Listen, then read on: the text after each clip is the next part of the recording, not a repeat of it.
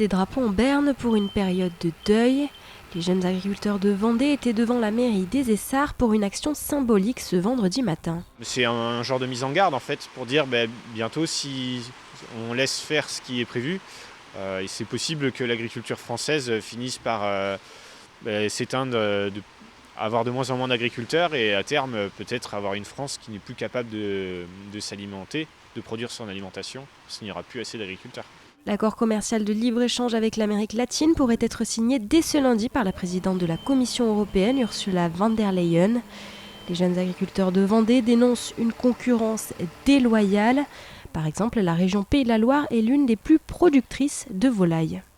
Demain, s'il y a de la viande bon marché qui rentre sur le marché français, sur le marché européen, on sait que notamment toute la partie restauration hors foyer, les collectivités, où les budgets sont assez serrés, on le sait, au niveau de l'État, il n'y a pas toujours beaucoup d'argent, et après, il y a toujours des budgets qui sont assez serrés. Il y a des grandes chances que, la crainte qu'on a, nous, c'est que toutes ces collectivités, toute la restauration hors foyer se tournent vers cette viande bon marché qui arrive, n'achètent pas la viande française, et donc derrière, s'il y a de la viande française qui ne trouve pas d'acheteurs, forcément les prix vont chuter, et si les prix chutent, il n'y a plus de revenus pour les agriculteurs, quoi. Les jeunes agriculteurs de Vendée ne comptent pas rester les bras croisés.